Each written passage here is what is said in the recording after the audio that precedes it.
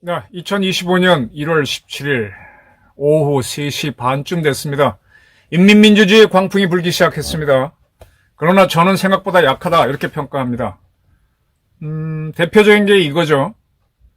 국가인권위원회에서 윤석열 대통령 방어권을 논의하자 이 논의를 막아버렸습니다. 누가? 좌파들이, 좌익들이 막았습니다. 지금 우리나라 용어에서 우리가 잘 안 쓰는 말이 좌파는 써도 좌익이라는 용어를 안 씁니다. 지금까지 좌파들이 요즘 극우란 단어를 쓰고 있는데 그전에는 반일, 토착, 왜구란 단어를 썼습니다. 계속 이렇게 사람들 감성을 울리는 토착 왜구. 윤석열 대통령이 일본하고 관계를 정상화했죠. 셔틀 외교도 만들고. 한일 관계는 대한민국 안보에 굉장히 중요한 겁니다. 한미 관계에 이어서. 근데 그걸 계속 차단하려고 하는 게 문재인, 이재명류의 좌파들입니다. 좌익들입니다. 근데 그런 자들이 그런 주장을 할 때 뭘 내세웠는가 하면 토착 왜군이 뭐 이런 걸 내세우다가 그다음에 요즘 와서는 극우라는 말을 많이 써요. 극우. 자꾸 용어를 만들어서 극단적으로 누구를 미워하게 만드는데 그 극우니 토착 왜군이 하는 세력들이 어떻게 보면 대한민국 살 길을 만들어왔던 그런 노력을 해온 쪽입니다. 근데 그런 세력 중에 우두머리라고 할 수 있는 윤석열 대통령이 체포되니까 그에 대해서는 모든 걸 다 깔아뭉개려고 하는 노력이 나옵니다. 그래서 요즘 등장하는 단어가 극우입니다. 이 극우몰이를 하는 세력, 내란몰이 극우몰이 하는 세력들이 몰려와서 국가인권위원회가 윤석열 대통령의 재판과 관련한 인권대책 안건을 논의하자 그랬는데 이걸 막아버렸어요. 그리고 그 발의를 했던 사람들이 현재 5명이었는데 2명이 사퇴를 했습니다. 예. 인민민주주의가 판을 치고 있습니다. 이게 이렇게 되는 겁니다. 국가인권위원회 위원 중에 김용원 씨가 있습니다. 그가 지난 1월 9일 날 수사기관이 경쟁적으로 내란으로 몰아서 수사를 했죠. 그리고 한덕수 국무총리 탄핵 문제. 네, 여긴 분명히 한덕수 총리 탄핵은요, 불법입니다. 그거는 제가 단호를 합니다. 제가 헌법재판소법 해설인가요 하는 것 책까지 보여드리면서 설명했지 않습니까? 한덕수 총리를 탄핵하려면 200명 이상의 찬성이 나와야 되는데 190 몇 명이 나왔어요. 아니 190 몇 명인가 170 몇 명인가 안 돼, 정적수 미달입니다. 근데 탄핵을 해버렸어요. 그거를 우원식 국무총리도 알아요. 그래서 권한대행의 탄핵이 아닌 국무총리의 탄핵이다 이런 거짓말을 했습니다.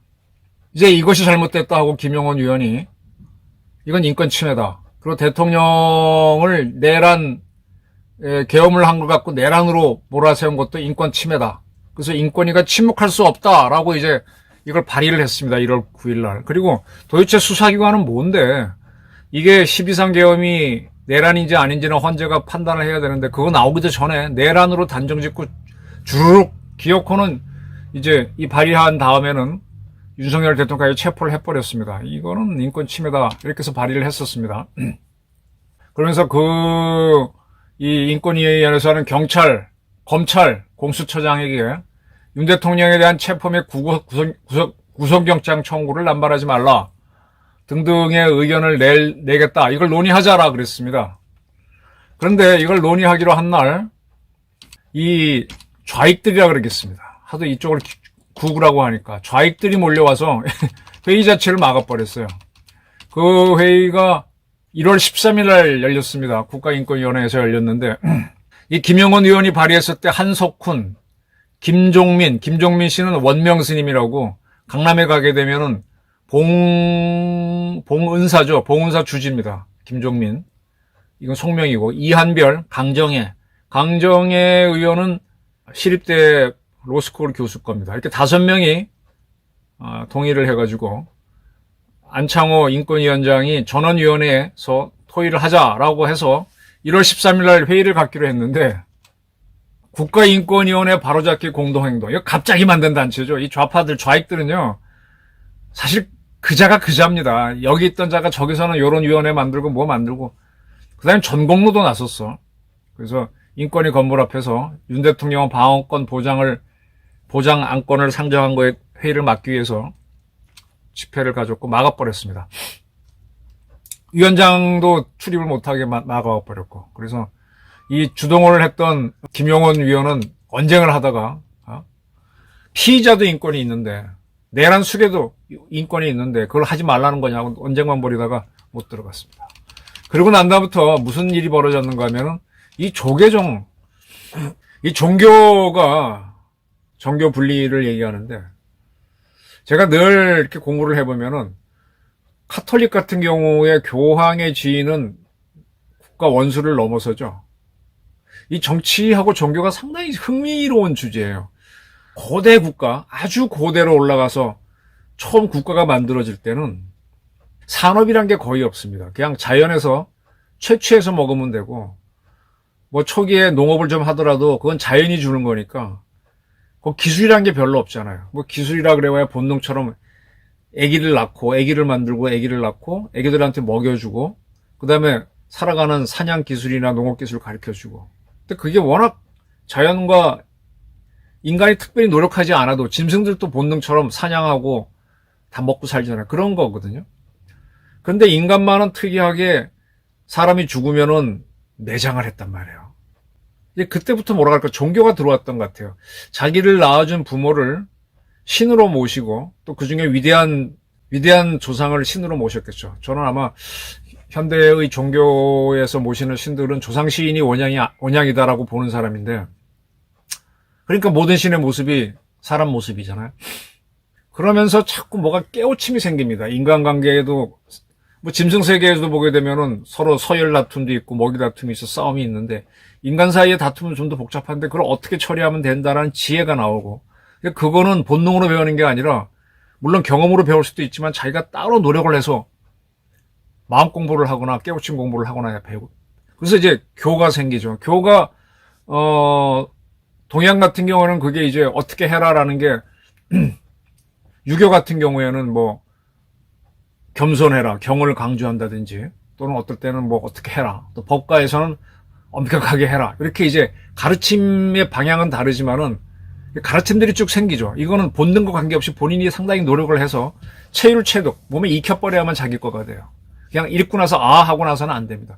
이게 그래서 무슨 얘기인가 하면 고대 국가 초기의 단계에서의 공부라고 하는 거는 그런 공부였어요. 근데 그건 거의 종교적 공부랑 비슷해요. 유학이 종교라고도 봐야 되나요? 근데 불교도 가만히 보게 되면 마음 공부고 인간관계 공부고, 뭐 어디 갔을 때 인욕의 길, 참을인자, 욕망을 참는 길이다. 사람들이 살아보니까 불교에서 얘기하는 인욕을 많이 했는데 뭐냐, 다 참고 살잖아요. 본능대로 못 하잖아요. 근데 그걸 잘 하는 사람이 나중에 승리하니까 계속 인욕을 강조하고, 그 다음에 뭐 미운 놈도 떡 하나 더 주고 왼쪽 밥 맞으면 오른쪽 쪽 내밀어라, 이렇게 사랑하라, 대자대비하라, 이렇게 하지 않습니까? 사랑과 소망과 믿음 중에 그 중에 제일은 사랑이다. 예, 사랑하게 되면 정말로 적이 없습니다. 유교의 가치 중에 남을 공경하게 되면요, 적이 없어요. 생각이 달라도 내가 항상 공손하고, 예, 당신이 옳습니다 하면 적이 없고, 내가 대자대비하게 다 인정해주고 다 사랑해주면요, 적이 없습니다. 그래서 종교는 이제 종교가 그렇게 오다가 종교에서 많은 가르침, 어떨 때는 boys be ambitious 그러다가 안 풀릴 때는 안분지족하고 물러서라, 마음을 비워라, 욕망을 내려놔라 이렇게 하고, 어떨 때는 돌격하라 이렇게 하지 않습니까? 근데 그런 것들 중에 마지막이 결국은 사랑하고 대자대비하라 이런 거잖아요. 이제 현대로 들어오면서부터 산업이 막 크면서 산업 분야에서 워낙 많은 기술, 뭐 카메라 기술, 자동차 기술, 이것도 별도로 노력해야 배우고, 그 다음에 이 사람을 움직여서 정치를 하는 기술도 굉장히 발달하게 되고, 사람 사이에 갈등이 생기면 그걸 푸는 법을 만드는 기술도 굉장히 발달하게 되지 않습니까? 그러니까 이제 옛날엔 종교가 해주던 것들이 법으로 하고 정치로 하고, 또 욕망 문제를 기술이 발전해서 물질적으로 해주니까 많이 풀리게 되고, 그러다 보니까 이 종교는 줄어들어서 사랑하라, 대자대비로 줄어들어서, 저는 그게 종교의 기본은 그거다. 나쁜 놈이 와도 받아주고 좋은 놈이 와도 받아주고, 그렇게 해야 되죠. 근데 이거 전혀 다른 얘기인데, 제가 얼마 전에 제주도에 갔는데 호텔 자다 보니까 학생들, 중고등학생들이 굉장히 많아요. 보니까 전지훈련 왔더라고. 뭐 그렇구나 그랬는데 젊은 엄마들이 따라와서 아들, 주로 남자애들인데 그거를 다 뒷바라지하고 그 팀을 뒷바라지 하더라고요. 그래서 야, 저렇게 해야 저 아들이 선수가 제대로 되는구나. 그랬더니 한 친구가 받아서 이런 얘기를 합시다. 요즘은 출가를 해도 그 본가에서 출가한 스님한테 계속 그 스님을 제자로 든 스님, 큰 스님을 잘 모셔야만 출가한 스님이 제대로 공부한다. 출가를 했으면 출가하면 인연을 끊는 거잖아요. 근데 계속 스승 스님을 찾아가서 이렇게 잘 해야만 출가한 스님이 큰다. 그래서 내가 한참 이제 세상이 완전히 바뀌었네. 그리고 웃었는데 출가했으면 끊어야 되잖아요. 소견을 끊어야 되는데 다 이어진다는 얘기입니다. 그래서 그런가요? 이 종교 세계에서는 정치하고는 보는 눈이 달라야 됩니다. 가장 좋은 건 대자 대비 사랑. 그 중에 제일은 사랑이다. 이건데 이 원명 스님이라고 아까 말씀드린 대로 서울 강남의 봉은사 주지인데 그분이 윤 대통령 인권을 보장해야 된다. 이런 발의에 김종원 의원의 발의에 동참을 했습니다. 근데 조계정 지금 총무원장은요. 윤 대통령이 했던 12월 3일 계엄을 반대했었어요. 그때 대한불교 조계정 입장문을 이 총무원장은 냈는데 국민 누구도 공감할 수 없는 역사의 후퇴다. 세계 속 대한민국의 위상을 휴추시키고 국민의 민주적 자부심에 큰 상흔을 남긴 이번 사태를 현명한 지혜로 바로잡아야 한다. 이번 사태에 대한 철저한 법적 판단이 있어야 한다라고 비상계엄 사태에 대한 입장을 발표했었습니다. 그때는 이제 이렇게 볼 수도 있을 겁니다. 근데 지금 시점에서 보게 되면 윤 대통령이 계엄을 할 필요가 있다는 게 많이 느껴지죠. 일반적인 상식으로 보게 되면 이 좌익들의 준동이 참 웃기죠. 윤 대통령이 저렇게 나쁜 짓을 했음에도 불구하고 그 지지율이 이재명을 앞서는 골든크로스가 생겼다는 거는 여론이 바뀐 거죠. 아마 이때 조계정 총무원장도 이거는 인권 탄압이다라는 입장에서 이렇게 했을 겁니다. 근데 그 사이 한 달 사이에 바뀌었습니다. 그리고 원명 스님이 윤 대통령도 인권을 보장해야 된다라는 것을 인권에서 논의한다고 하니까 이 조계종에서 원명 스님에 대해서 압박을 넣었다고 합니다. 조계종은 공식적으로는 부인하고 있어요. 본인이 알아서 할 문제다. 근데 어쨌든 원명 스님 이분이 국가인권위원회 비상임위원인데 사직서를 냈습니다. 조계종에서는 비상임위원을 하든지 아니면 봉사 주지를 내놔라라고 압박을 넣었다고 합니다. 지금 대한민국이 조계종이 우리가 몇 개의 24개의 시도인가요? 그것처럼 전국을 25개로 쪼갰습니다. 그래서 그 교구마다 본사가 있죠. 25개로 쪼갠 거예요. 그리고 거기에 말사가 있는데 서울에 지금 강남이 워낙 크기 때문에 거기 봉은사를 중심으로 26번째 교구를 줘야 된다는 주장이 있는데 그걸 하지 않고 이 봉은사를 조계종 총무원에서 직할하게 해놨습니다. 그러니까 총무원장 지시를 봉은사 주시는 드릴 수밖에 없죠. 그러니까 이 양반이 비상임위원을 사퇴하는 걸로 했습니다. 그리고 강정의 시립대 로스쿨 교수도 그 학교의 학생들하고 졸업자들이 반발했다고 하는데 반발하든 말든 왜 개인적인 판단에 왜 주변에 압력을 넣지? 조계종도 그렇고 졸업생, 재학생 성명서가 나왔다는데 시립대에서 교수님의 이름이 제출자 명단에 포함된 걸 보고 큰 충격을 받았다. 대한민국 법의 시대 정신을 심각하게 왜곡하셨다. 이렇게 비난을 하니까 인권위원회 사직서를 냈습니다. 이제 인민민주주의의 광풍이 부는 거죠. 물론 반대하는 사람이 있을 겁니다. 근데 강하게 압력을 넣습니다. 이걸 놓고 회의하자 그러니까 회의를 못하도록 막아버리고 개인에 대해서는 압력이 들어가는 거죠. 여기에 사람이란 게 다 약점이란 게 있잖아요. 또 뭐가 어떻게 터질지도 모르고 물러나게 만드는 겁니다. 그냥 개인적인 자기 양심에 의한 판단을 못하도록 하는 거죠. 제가 앞서 말씀드렸듯이 한덕수 총리의 탄핵은 불법입니다. 그리고 윤석열 대통령을 체포하기 위해서 1월 15일 날 한남동 대통령 관저로 난입한 것도 불법입니다. 그때 55 경비단 수방사 55 경비단 단장을 불러가지고 도장을 찍게 강제로 했어요. 국방부에서는 법무장교가 해도 된다라고 했고 국방부 서기관이라고 하는 자가 나와서 해도 된다. 그래서 이 사람이 자기 스스로 찍지도 않고 직인을 갖고 오라 그래가지고 다른 자가 찍었습니다. 그러니까 이 55 경비단장도 다 아는 거죠. 그러니까 본인이 찍어준 게 아니라 지금 이 공수처가 어떤 짓을 했는가 하면은 윤 대통령 체포를 하기 위해서 경호처장 박종진이 계속 오라 그랬잖아요. 그리고 안 오니까 체포영장을 발부한다 그랬는데 이 양반이 사표를 내고 가서 만나니까 흐지부지 됐는데 딱 와가지고는 자 군사기지 보호법에 따라서 윤 대통령 잡으러 가려면 그 기관장이 승인을 해야 돼. 경호처장이 승인을 해야 돼.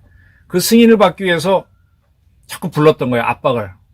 근데 박종진 씨가 사직을 하고 갔으니까 그걸 못 받았잖아요. 그 다음에 경호처 차장을 부르니까 차장도 대리가 된 김성호 씨. 그 양반은 안 가고 버텼죠. 그러니까 55 경비단장을 불러갖고 그 양반은 처음에 이제 짐작은 했겠지만 전혀 다른 건으로 불렀으니까 갔더니 네가 승인해 그랬더니 나는 승인권이 없습니다. 그러니까 국방부 관계자 불러와가지고 승인해줘도 된다. 법무장교까지 와서 된다라고 하니까 그러면 당신들의 의견을 그렇다면 갖고 오라는데 나는 못 찍겠다고 하니까 공수처가 대신 찍었다는 거잖아요. 그럼에도 불구하고 그는 자기 사무실 돌아간 다음에 내가 날인해준 내 날인이 있는 거는 효력이 없고 경호처장이나 그를 대신하는 차장의 승인이 있어야 됩니다 하고 공문을 공수처로 보냈습니다. 그럼에도 불구하고 공수처는 1월 15일 날 들어서 대통령을 체포했습니다. 체포하는 그날까지도 김성훈 차장의 승인을 받은 바가 없습니다. 그러한 김성훈 차장이 오늘 경찰에 출석했습니다. 계속 이 체포영장을 오라 그래서 안 오니까 체포영장을 집행했습니다. 그 체포영장이 집행됐으니까 오늘 중으로 구금이 될 거예요. 구금돼 있을 겁니다. 근데 그는 분명히 얘기했어요. 나는 승인한 적이 없다. 그리고 내가 이걸 승인하고 안 하고는 우리 법대로 해야 된다. 군사기밀 보호법에 따르면 나는 승인할 수가 없다라 그랬습니다. 근데 이렇게 박종진을 잡아 넣으려다가 실패하고 김성훈을 공무집행 방해로 그건 자기네들은 체포영장 받았으니 그걸 이행하는 게 그게 맞겠지만은 이 사람은 자기 법에 따르면 승인해주면 안 돼요. 이것도 맞는 거야. 충돌하게 되면은 다툼이 있어야 되는데 일방적으로 경찰, 공수처, 국수본이 오른쪽으로 가고 있다. 이게 인민민주주의입니다. 미쳐 돌아가는 겁니다. 이거 물론 예상을 했었죠. 근데 김성훈 차장이 국수본에 오니까 또 기자들이 질문을 해. 근데 기자들도 사전에 이거 정보를 흘려주는 자들이 있거든. 윤 대통령 생일 때 경호처도 창립 60주년이 돼가지고 대통령 생일 파티를 해주면서 축하 노래를 불렀답니다. 그 노래 부른 거 갖고 그거 세금 썼어? 라는 질문까지 기자들이 하게 만듭니다. 그러니까 세금 안 썼어 그랬는데 그리고 어떤 기사가 나왔는가 하면 권진원 씨라고 싱어송라이터 노래를 직접 만들어서 부르는 그런 가수인 모양입니다. 저는 잘 모르겠어요. 이런 음악 세계는.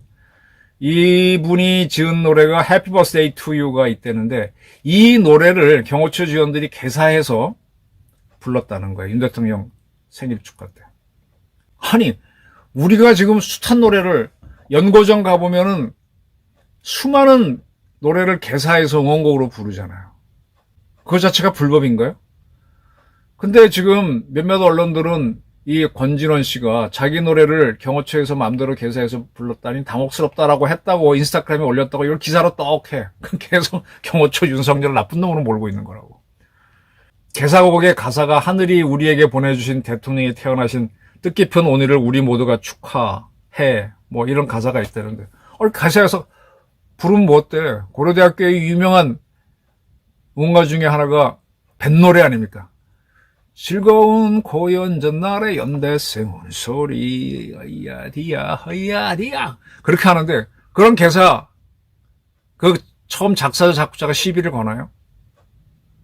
근데 이걸 굳이 기사화해서 이 조롱거리로 만듭니다. 지금 좌익들은요, 온갖 사이트에서 이제 윤석열을 체포해 주니까 아주 조롱들을 하고 있습니다. 근데 제 얘기는 뭐냐? 이거는 뭐 예상했던 건데 그렇게 세지 않다. 그리고 이게 이런 기사가 나올수록 저처럼 오히려 현란하게 좋아진다. 아유, 째째하다. 기세는 올리지만은 기세가 그렇게 안 올라갑니다. 자, 한독수 총리는 탄핵시킨 게 명백한 불법이고 55 경비단장 날인하게 한 것도 문제고 그 공무는 효력이 없고 그럼에도 불구하고 대통령 관저에 진입한 거는 불법입니다. 이거 두 개는 명백한 불법입니다. 더 이상 논의할 것도 없어요.